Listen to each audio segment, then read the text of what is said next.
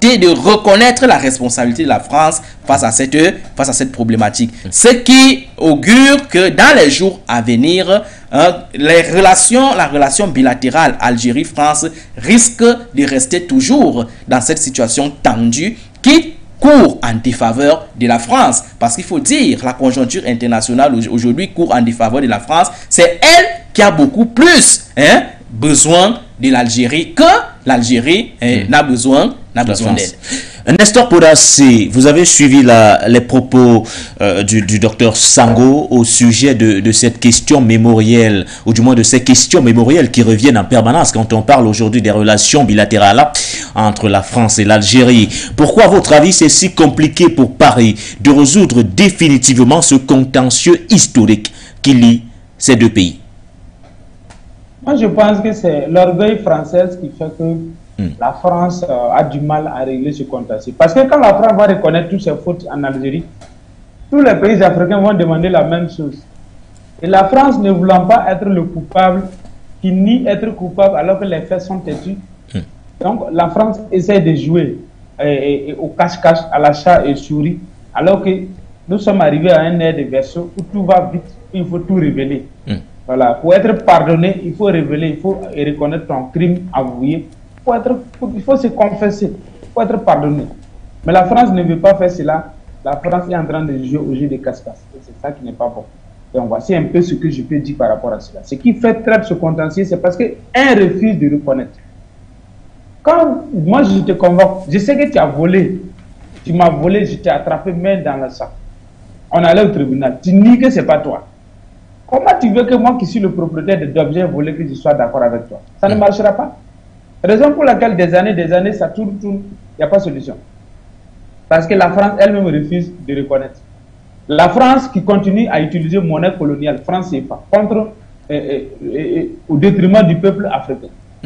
Ça, ce n'est pas un crime contre l'humanité, ça. Ça, c'est plus qu'un crime contre l'humanité. Tu dis, tu donnes indépendance au pays, ça fait 60 ans, 62 ans. Et ces mêmes pays-là sont toujours sous l'esclavage. Soit disant monnaie colonie française. Est-ce qu'on peut continuer dans ces bêtises-là? Ce n'est pas possible. Donc, c'est pour vous dire que nous sommes vraiment dans la bonne voie et nous pensons que c'est le moment pour la France de reconnaître ses torts, confesser publiquement ses torts pour se faire pardonner par le peuple. Sinon, s'il va voir les dirigeants en cachette, ça ne sert pas. C'est mieux de sortir parler publiquement pour avoir le pardon du peuple, reconnaître les crimes que la France a fait, réparer ces torts-là pour qu'on tourne la page. Sinon, cette histoire va continuer à hanter la France et la France sera un pays pauvre, misérable dans les années qui viennent s'il ne reconnaît pas pour se repentir, pour se faire pardonner par le peuple noir. Aujourd'hui, pourquoi la jeunesse qui se lève est profondément engagée dans la rage, dans le sentiment anti-français? C'est parce que la France a fait des choses, des sales besoins. Et quand on nous enseigne l'histoire, nous avons vu que notre histoire a été falsifiée. Et quand nous regardons, prenons exactement simplement les anciens combattants qui sont allés aider la France à combattre au Sénégal. En revenant, arrivés au Sénégal à Thiaroye, au lieu de les récompenser pour avoir aidé la France, on les abat froidement. Comment vous voulez que nous, les descendants de ces grands-parents-là, nous soyons contents de la France? Ce n'est pas possible. La France aurait de réparer cette tort-là, continuer à utiliser le franc CFA pour empêcher l'avenir des Africains de s'épanouir. Troisième péché grave. La France vient former des terroristes sur le terrain ici, les donne de logistique, des armements, pour tuer nos FDS et la population civile, pour nous exterminer à cause de notre richesse. C'est moi j'ai richesse. Tu viens chez moi, tu viens armer, manipuler certains frères, tu leur donnes des armes, tu leur donnes des logistiques. Pourquoi on s'entretue? À cause de ta richesse. Mais quand même, est-ce qu'il y a un crime plus que ça? Il n'y en a pas plus que ça. Et comme aujourd'hui, nous nous sommes rendus compte que nous sommes bernés par cette histoire de terrorisme, ce n'est pas vrai. C'est une mafia organisée. Mais, raison pour laquelle tout le monde se lève pour dire, à bas la France, France dégage. Voilà, vous comprenez. Est-ce que ça, ce n'est pas de la manipulation? Non, ce n'est pas de la manipulation. Ça, c'est clair, c'est net. Aujourd'hui, je suis fier d'être burkinabé. Je ne veux pas me laisser manipuler par la France. Et si je regarde dans les tests du Burkina, il y a des choses qui ne vont pas. Tel qu'il y a des coopérants français dans toutes les administrations au Burkina Faso, dans tous les ministères, soit disant c'est des experts, alors que c'est des espions, dans toutes les directions générales telles que police, gendarmerie et autres, ils sont là. alors que c'est des espions. Dans l'armée, ils sont là, soi-disant c'est des conseillers militaires, alors que c'est des espions qui nous empêchent de se développer militairement. Et ils prennent maintenant des terroristes pour venir nous tuer. Mais c'est normal que nous, on se révolte. Voilà. C'est normal que nous, on se révolte. Donc, c'est pour dire que la France a intérêt à reconnaître son tort, à abandonner sa posture actuelle et revenir à la République, à redevenir républicain, redevenir normal. C'est en cela que le peuple africain va le comprendre et le pardonner définitivement. Sinon, sans quoi, en tout cas, en Mignon, ça c'est en langue locale ici en Bambara, ça veut dire que la bataille n'est pas terminée, ça continue. Et nous verrons qui va gagner. Car un peuple organisé, debout, est plus fort que les bombes atomiques. Et c'est ce que nous avons démontré le week-end passé. Le peuple burkinabé a démontré cela le week-end passé. Le week-end surpassé. Pour dire que c'est elle qui a le dernier mot. Il n'y a pas l'homme. Merci. Un peu plus souverain et plus dangereux qu'une bombe atomique. En tout cas, ce sont vos propos d'Estor Podassi. Docteur Sango, la question, je vais également vous la poser. Pourquoi la France a du mal aujourd'hui à résoudre définitivement ce contentieux historique qui lie la France justement à l'Algérie?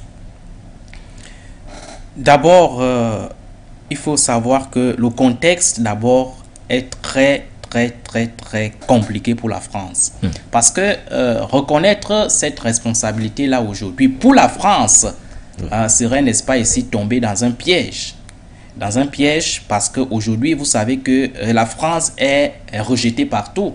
La France est ruée partout. Et surtout, surtout, avec cette plainte que le Mali a eu le courage de déposer aux Nations Unies contre la France.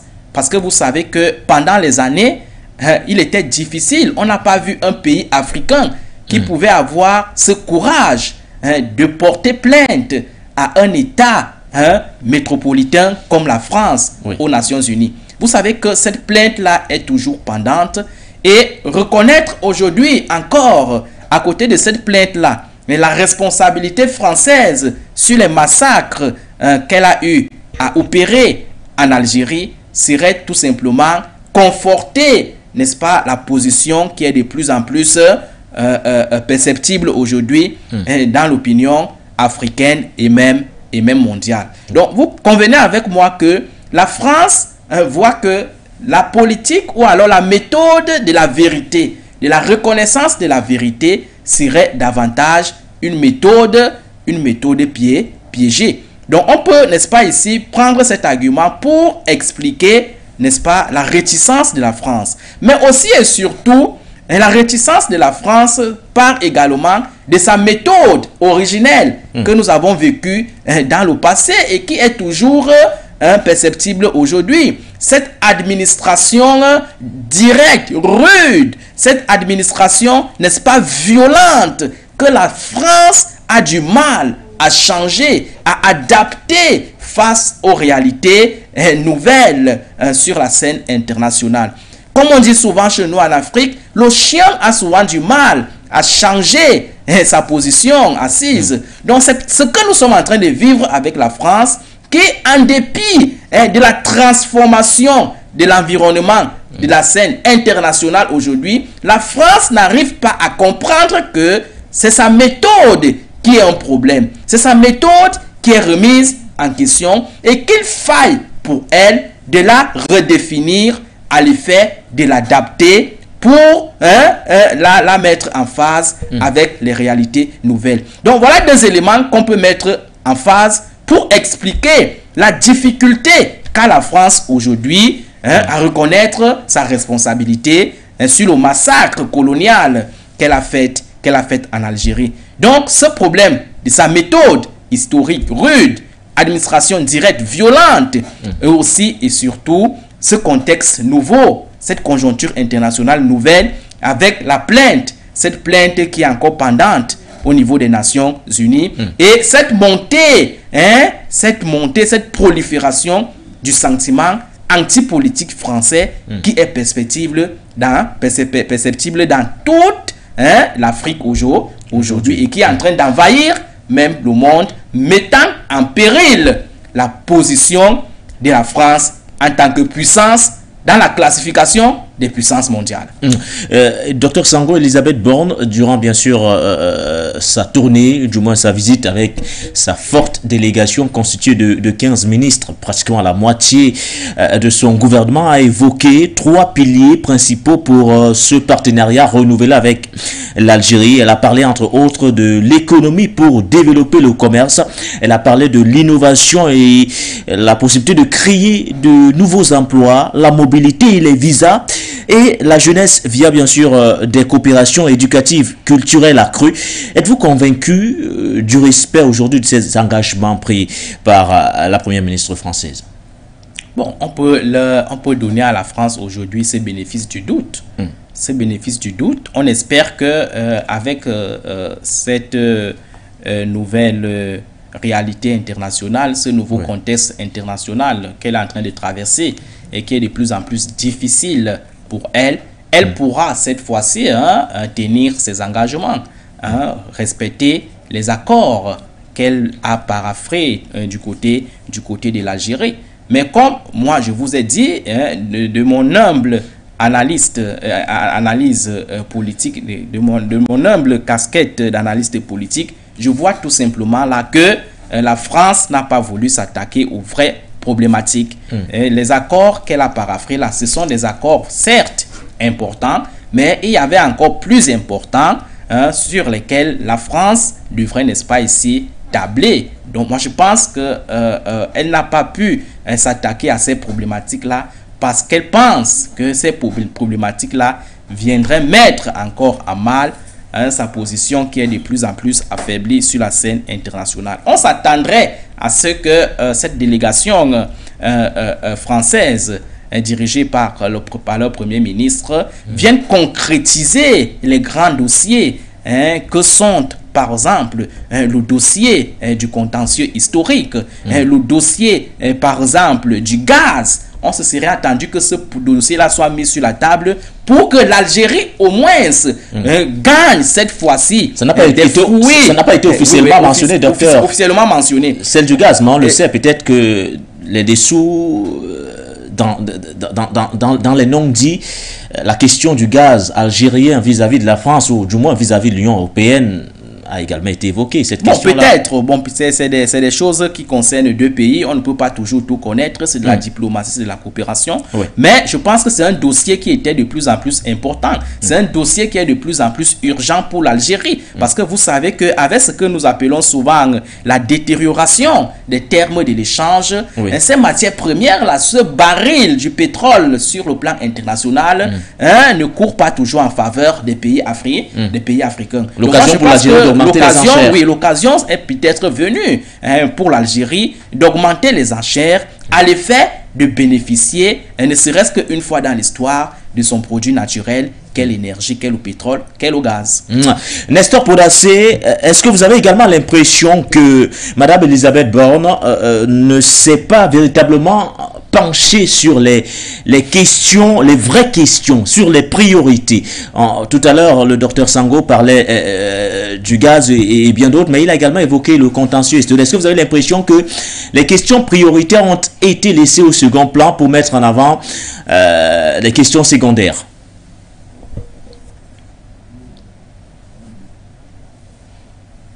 Négocier pour sa survie au fait.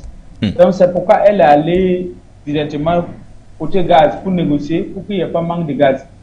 Sinon cette histoire de reconnaître les fautes et autres là, je pense que le ministre historien, le ministre d'histoire de l'Algérie et celui de la France, ils peuvent régler ça. Une fois que ça c'est réglé, les deux autorités peuvent se retrouver pour faire un communiqué conjoint. Voilà, donc ça, je pense que ça, il y a une commission, la commission technique peut s'occuper de ça. Mais ce qui irrige actuellement, c'est la survie du peuple français. Et je pense que le Premier ministre n'a pas tort en allant directement dans ce sens-là le plus vite possible. C'est-à-dire qu'elle se penche sur l'urgence, qui est le gaz. Bien sûr, bien sûr. Parce que si elle ne fait pas ça vite, d'ici décembre, beaucoup de Français vont mourir comme des mouches. Ça, c'est clair. Voilà. Donc, elle allait directement au but. Et c'est compréhensible, Nestor, plus actuellement, quand vous regardez, il y a des grèves qui se multiplient actuellement du côté de la France avec des pénuries dans des stations, services et autres. Donc, clairement, on se rend compte que la question énergétique aujourd'hui préoccupe de plus en plus, notamment du côté de la France, ou du moins au sein de l'Union européenne. Oui, c'est ça. Parce que ce qui use aujourd'hui, c'est l'énergie. Voilà. Alors que la Russie les a privés une bonne partie. Donc, s'ils ne font pas vite, la consommation va augmenter dans 1 mois. Et dans 2 mois, si rien n'est fait, beaucoup de Français vont commencer à mourir. Alors là, c'est pas bon pour eux. Donc, elle-même, là, elle se cherche. Elle est en train de courir de gauche à droite, c'est pour sauver son nez. D'après notre ancien président. Donc, il faut les comprendre. Ils sont en train de se chercher. Puisque le peuple même demande, le peuple français demande d'aller vers la Russie.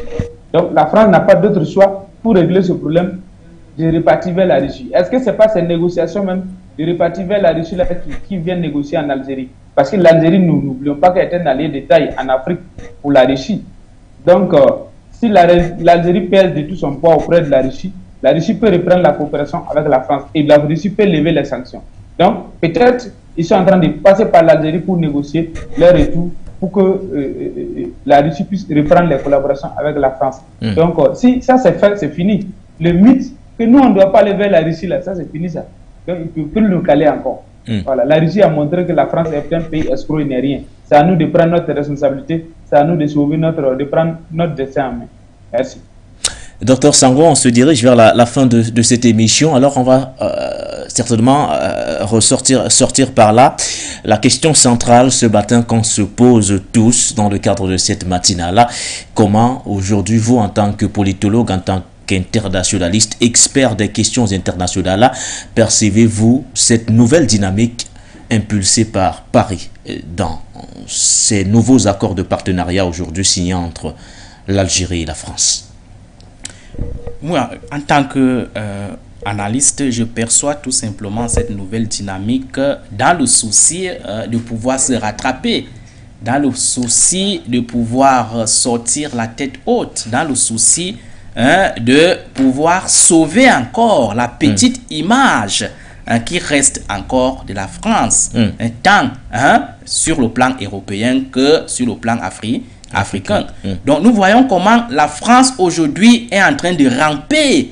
Vous savez, lorsque vous êtes en guerre, lorsque vous êtes en train de lutter, quand vous êtes déjà affaibli, on voit comment la France est affaiblie aujourd'hui, mais qui malgré tout essaye, n'est-ce pas, de se relever, essaye de se relever pour sauver son image. Donc moi je pense que le véritable problème de la France aujourd'hui, pour qu'elle reste encore légitime, pour qu'elle reste encore pertinente dans ses relations avec les pays africains, il est urgent pour elle qu'elle revoie sa méthode tout entière, d'accord? Qu'elle reconsidère les pays africains comme des partenariats égaux sur la scène internationale. C'est-à-dire que ce regard condescendant change, que cette politique de paternalisme change, que la France aujourd'hui redéfinit sa méthode pour l'adapter à la nouvelle conjoncture internationale, parce que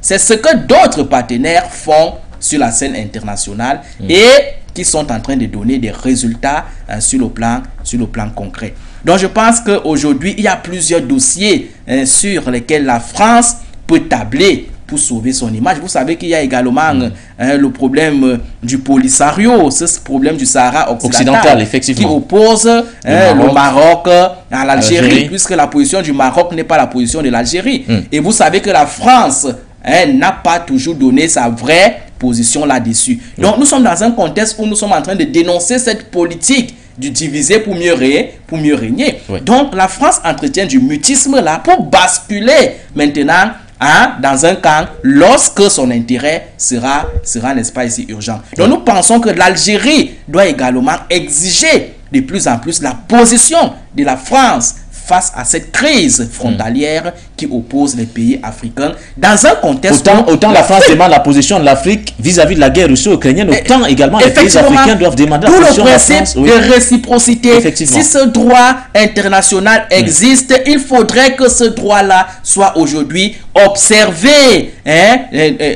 par toutes les parties. Il ne faudrait pas que ce soit un droit partiel et parcellaire, uniquement adossé sur les pays africains. Donc je pense que vous voyez qu'il y a plusieurs dossiers. Cette politique du diviser pour mieux régner qui n'a jamais bénéficié à l'Afrique, dans un contexte où l'Afrique est en train de demander de plus en plus l'unité pour devenir fort. On est toujours en train de multiplier des manœuvres de déstabilisation, de division pour fragiliser cette Afrique-là, en créant des micro-États, en créant des rébellions, en créant des conflits, en opposant les Africains entre eux. Donc je pense que les Africains qui nous écoutent souvent ici modestement doivent comprendre que le moment est venu pour que l'Afrique cesse d'être un instrument, pour que l'Afrique cesse d'être cette instance instrumentale, ornementale des Nations Unies, où elle est tout simplement réduite, n'est-ce pas, à une prise de position face à une problématique qu'elle-même n'a pas participé à mettre sur l'agenda. Elle n'a aucun intérêt, aucune responsabilité pour devenir désormais, dorénavant, un véritable acteur qui entend dicter et prendre en charge son destin. Merci à vous, docteur Nestor Podassé. Nous allons également ressortir par là que doit faire la France aujourd'hui pour tenter de retrouver un élan de crédibilité sur le continent africain. Pour retrouver la crédibilité, c'est comme je l'ai dit ici, il n'y a pas d'autre alternative que la vérité, rien que la vérité. Voilà.